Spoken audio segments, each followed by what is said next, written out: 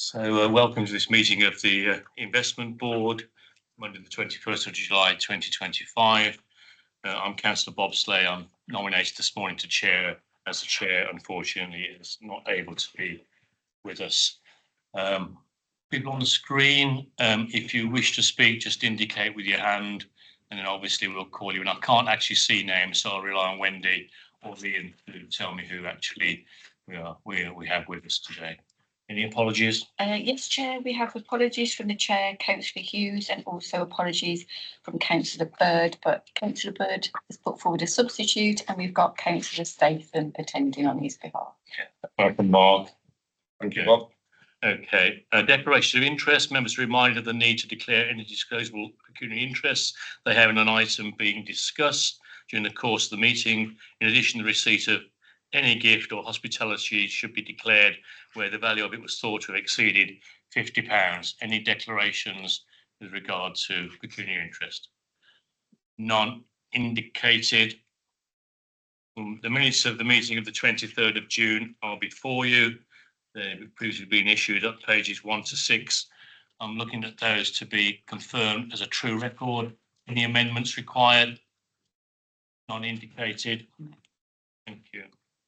Chair, just so you know, Sandy is joining us early. If we could take item 8 next, because he's got to attend the event in Wolverhampton, if that's okay. 8, no, item 8, okay. All right. I should, is that okay with you? Yes, that's fine. So I've just been requested to change the order because someone needs to actually leave us early. That's item 8, a 4123 walk, cycle and bus measures outline business case. Is it Sandy? Yes, Sandy. Sandy, welcome. I see you on the screen. So over to you. Thank you.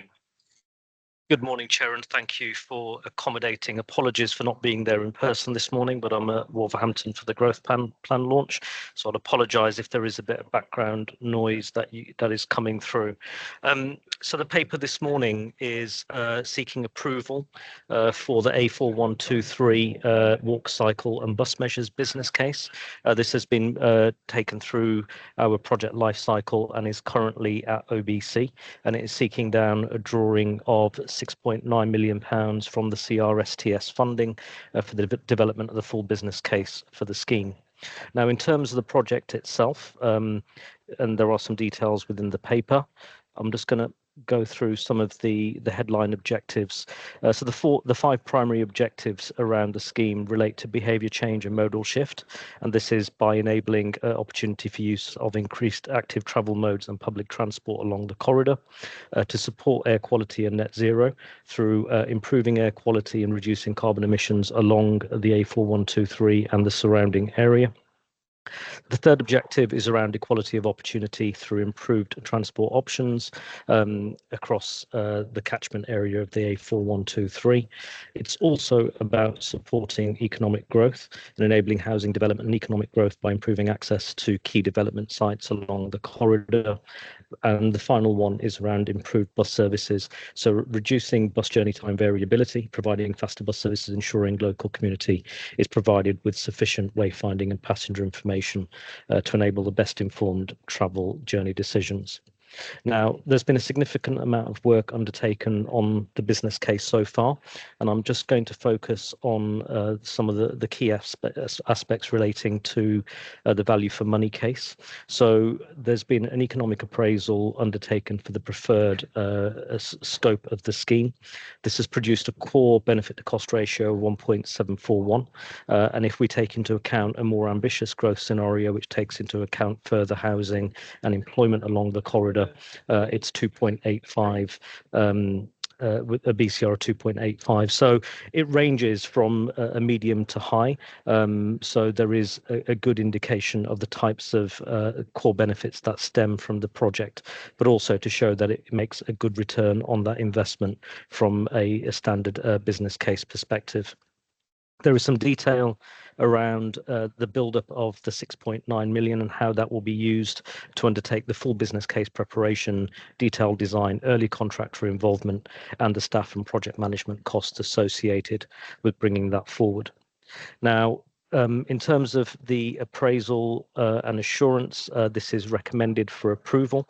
We did take this through investment panel a few weeks ago, and there were some comments and considerations which have been built in to this report. So I will leave it there, Chair, for any questions or comments that investment board may have. Thank you, Sandeep. I'll indicate for questions. Yes, Councillor O'Boyle. Just a couple of things. Just in principle, Sandy, this is not a problem. Just understanding though how, because of the timescale with Crust 1, this in effect is running into Crust 2. I just want a commitment that, number one, that the funding for this will not then start being taken from Crust 2 going forward. And the second question is, within the overall envelope, that's the envelope that you're seeking. That's the envelope that you will receive, and you won't be coming back for any more. Okay. Thank you, Councillor. In terms of the overall funding for the project, this was one that was considered as part of the CRSTS rebase, which we brought to CA board in May. And there's a recognition that there are some of these major projects that we will go through the development processes during CRSTS 1, and then they are being funded, or there will be funding that goes into CRSTS 2, or Transport for City Regions as it is called, and that approach was endorsed by CA board in May. In terms of the 6.9 million that is set out, that is based on the best estimate that we've received from officers at Wolverhampton, City of Wolverhampton Council, in terms of the build-up of that project, in terms of the core development aspects that are required to reach FBC in line with our single assurance framework requirements.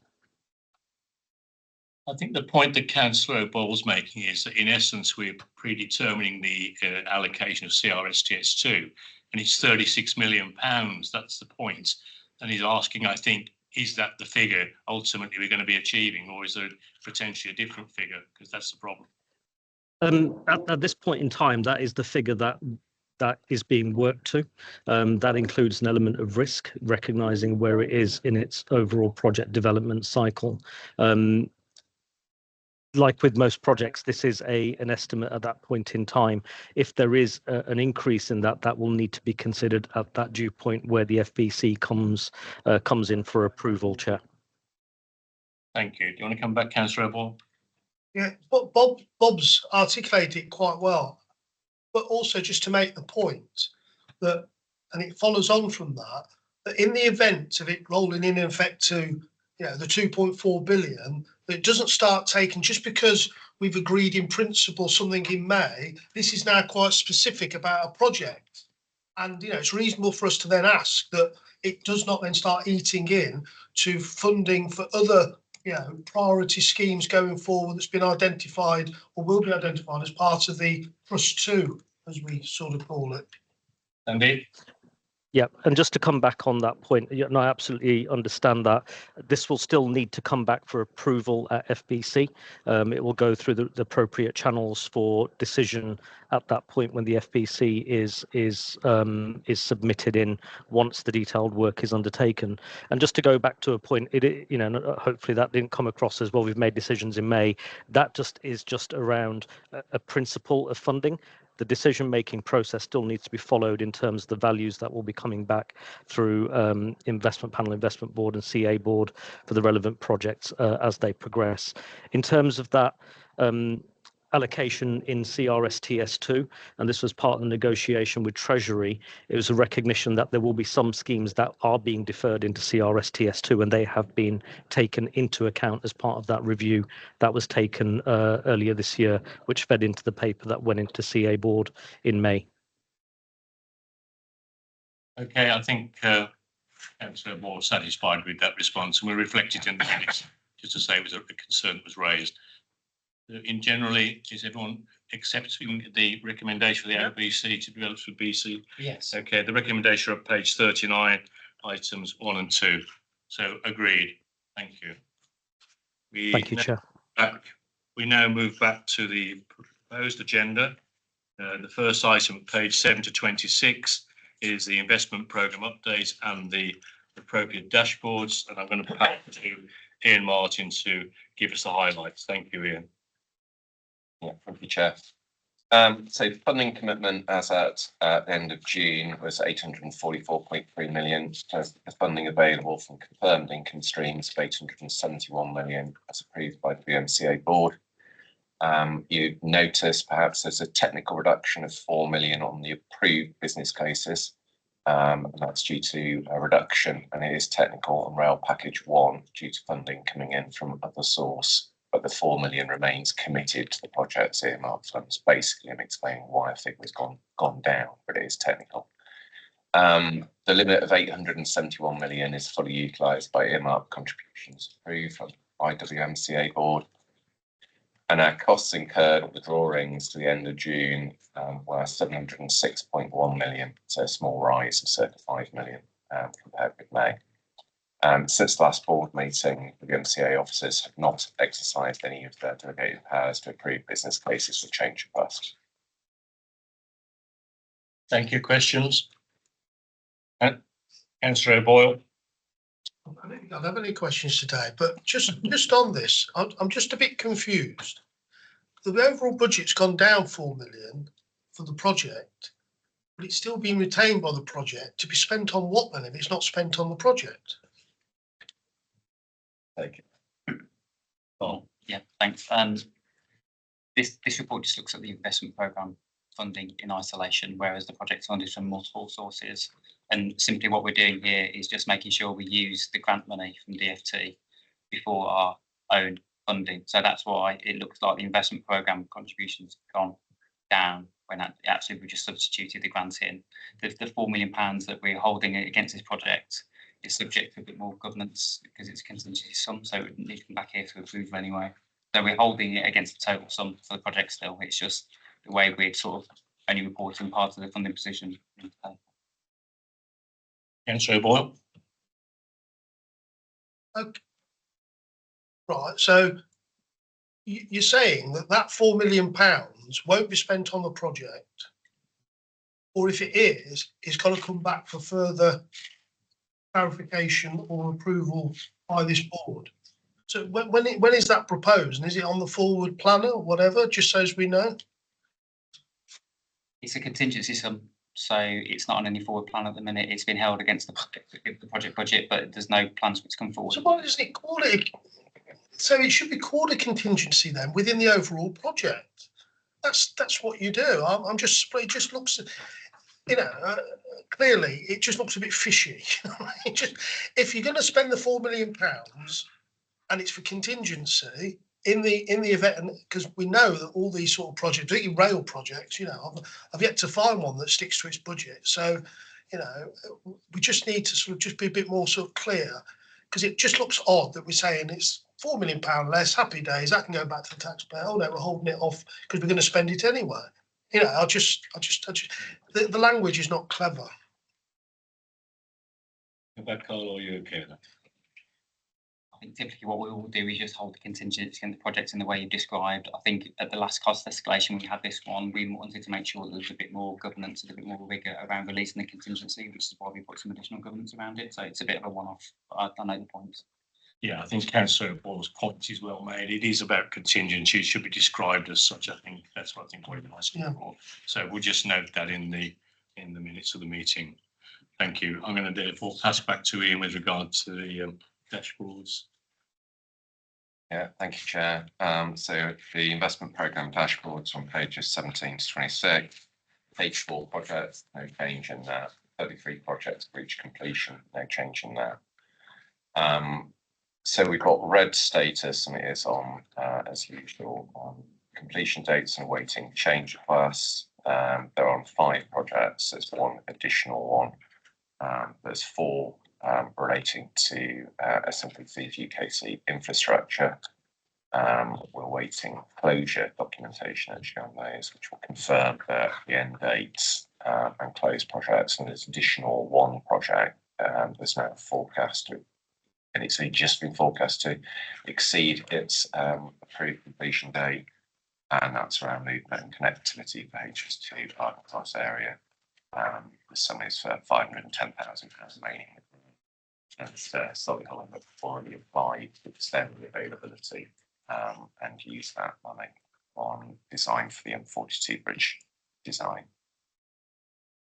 Any questions on the dashboards? Unindicated. Therefore, the recommendations are to note. I'm taking those recommendations being read and will agree to note. Can I add a point? Of course.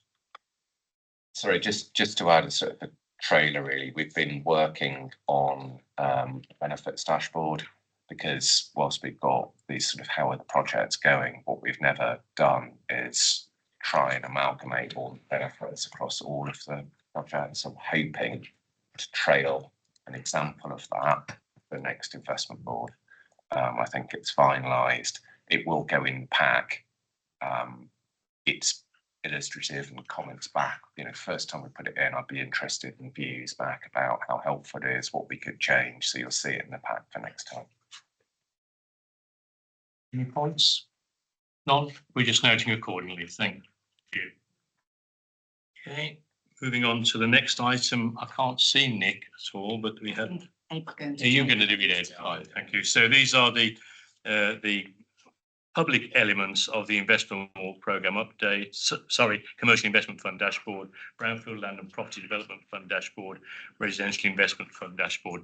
These are the public elements. We are not here to discuss at this time the private elements which come later in the agenda. Ed, please, thank you. Any highlights? Thanks, Chair. As really for noting, we'll cover more detail in the private sector and answer any questions then.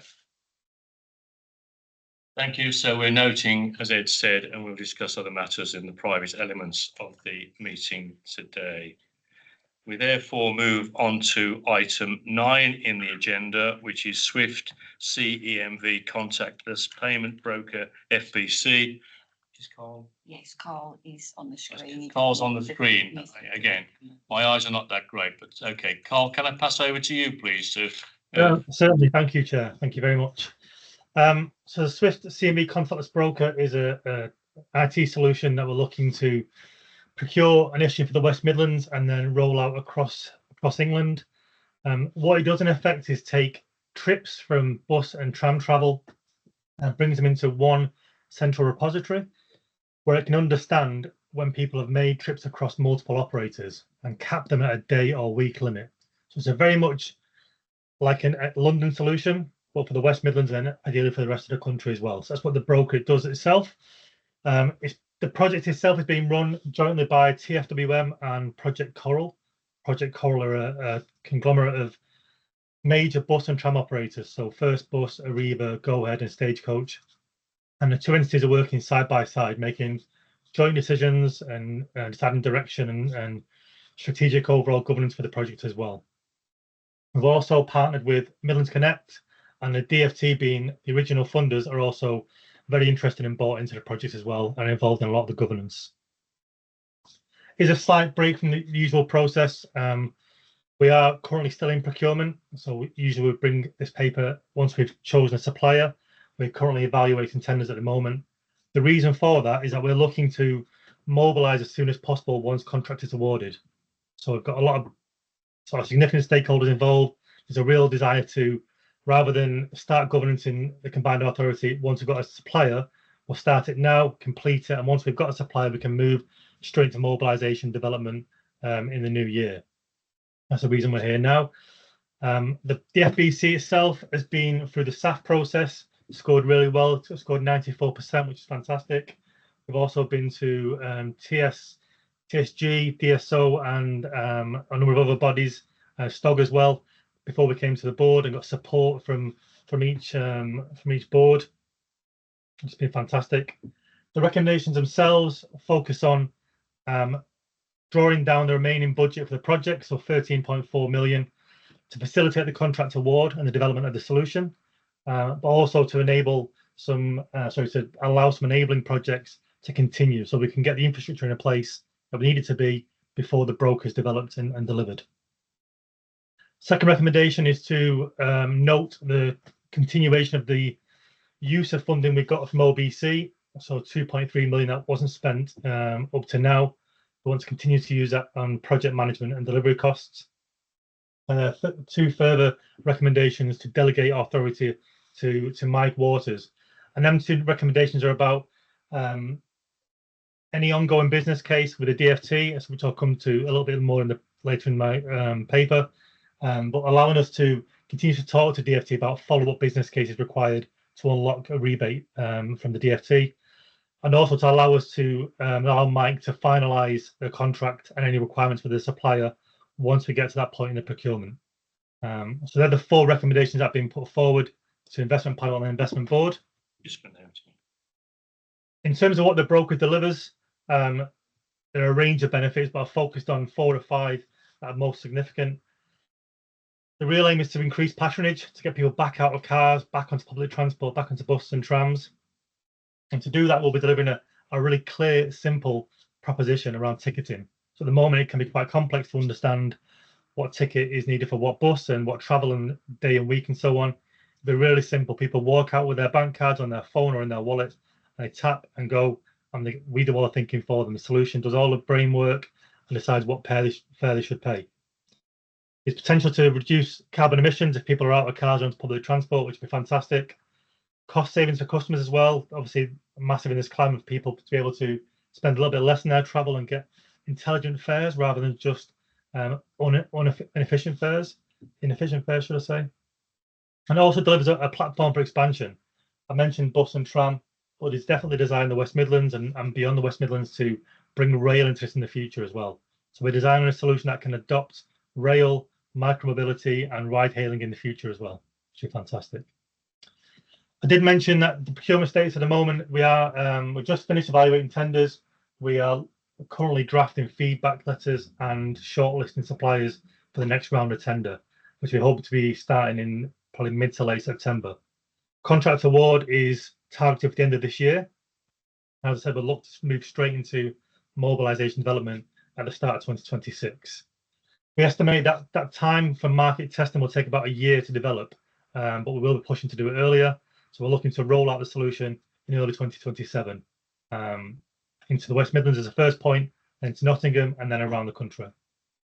In terms of support, we have been engaged with the 79 or so LTAs that are around the country to understand who wants to use a solution, who supports a project, and so on.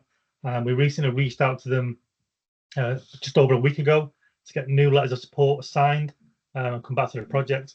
We've just got over 42, I think, just 42 today, letters signed from other LTAs who want to use the product as well when it's available, which is fantastic support. Just the last couple of points. Current governance, we currently report to 2 boards. So a Coral steering board made up of the operators that I mentioned before, plus Album and CPT. We also have an internal board as well, which contains TFWM, DFT, Midlands Connect, and Nottingham City Council as well. So both boards govern the project. And just to come back to my point on the DFT, as I mentioned, really supportive of the project. They understand that it's a national project, not just a West Midlands one. So they, through discussion with ourselves, were keen to rebate a portion of the funding back to the West Midlands, which has now been triggered. So we wrote a business case that went to them in February, and that has been approved. £11 million has already come back into the combined authority as part of that rebate. We will resubmit that business case to them once we've got a supplier chosen, so a formal business case at the end of the year, where that'll be signed off and closed down, and the rebate will sit with the combined authority. And that's it, Chair. That's it from me. I think I'm happy to take questions from anyone who has them. Yeah, we'll take questions. Just remind people there isn't a private appendix, which we are not to discuss at this point in time. We'll discuss that at a later point. So I don't have a question. I just want to congratulate the proposal. I mean, as a regular bus user, in fact, I do have a question actually. As a regular bus user, I mean, I think anything to make the journey easier for people to use at the price that they can afford is fantastic. My question is the fares apportioned by broker, which I understand. What about cross-boundary? We have some buses, for instance, that come in from Warwickshire into Birmingham. Can you just explain to me how that works, please? Yeah, certainly can, Chair. So the regional deployment will focus on region specific, so they'll be like islands, I suppose, where there aren't cross-boundaries involved.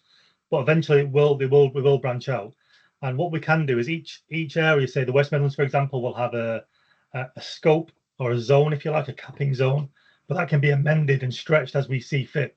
So if we were to go into a neighbouring authority, we can realign that zone for whatever buses or routes go over the boundary to make sure that people will still get capped if they go past that boundary. And that works vice versa right across the country. So if there are 7 routes that go across boundary in the West Midlands that we want to include in a capped fare, we would include that in the capping zone so people can do that travel. People travel on a route that isn't in that zone and they pay their normal fare. They don't get capped. But so it's a fairly straightforward adjustment in the back office of the solution. But something we're very aware of, that there's plenty of borders that people travel across the country. Thank you, Carl. Any questions from anyone? Points of clarification, Mark, please. Thanks, Rob, Chair. Just in respect of, there's a lot of data. Who is the owner and governance of the data that this will generate as we roll out the project?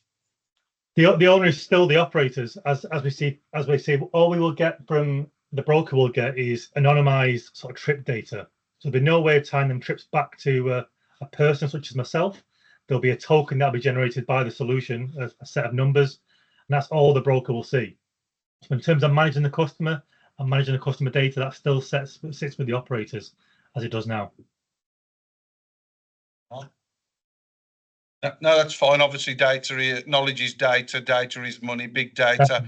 This is a very intricate system. I'm not aware of how the Oyster card data is all maintained, but it could be construed as Big Brother watching everybody everywhere where they move. Just concerned about who holds the data, and we all know about data breaches and how crucial they can be. Yeah. And it's a really good point. I think as I said, we start for procurement at the moment, but there are significant parts of the tender and the requirements that are focused on PCI DSS, so obviously the financial data security, and also GDPR. So these suppliers are being really asked to really focus these elements of the solution before we get to a winning bid. And even after that, we will do regular audits of both GDPR and PCI to make sure they're in line with and compliant with the laws. Okay, sorry. Chris. Yeah, no problem. Sorry, Carl. I think you said it, but just to confirm, obviously, this procurement, in the event that we are able to integrate rail capping later on, I think you mentioned it, but it was in passing. Could you just quickly draw out, we'll be able to integrate rail into this as and when that becomes a feasible prospect, or? Yeah, certainly, Chris. There's obviously a few moving parts in place. So we've asked, as part of our requirement set, to make this solution adoptable by rail in the future. So we don't want to go back and redesign it in 2 or 3 years' time and spend millions of pounds to do that. So we've put that in our requirements right now. There are a number of rail projects that would need to happen to enable us to integrate with rail as well. They are in flight, or they're being designed at the moment. But this solution is definitely being built with rail in the future, or rail in mind. So no one involved at a stakeholder level just wants to do bus and tram.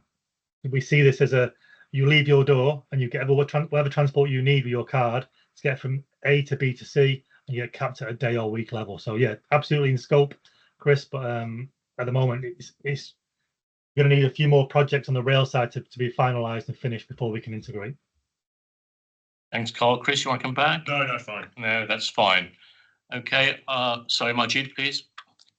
Yeah, thank you, Chair. Just want to support your comments. For passengers, this means that they're finally able to tap on with a contactless bank card or phone across the operator services and automatically be charged the best possible fare, just like in London. As the presenter states, public transport will be easier to understand and use, encourages modal shift away from cars and aligns with net zero economic growth goals. It should also, Chair, dramatically speed up boarding and remove the need to pre-plan tickets or use multiple apps or cards. The broker will also help create a modern, unified experience for passengers whilst preserving the competitive and decentralised nature of bus operations outside the capital. So we're very supportive of the City Council. Thank you. Very helpful. Do you want to comment, Carl, or are you okay with that? No, thank you. That's great. Thank you very much for the support. Thank you. No other questions or points of clarification. I'm going to move to the recommendations, which are listed at page 63 in the report. There are a couple of delegations there, which I just want people to note, 3 and 4.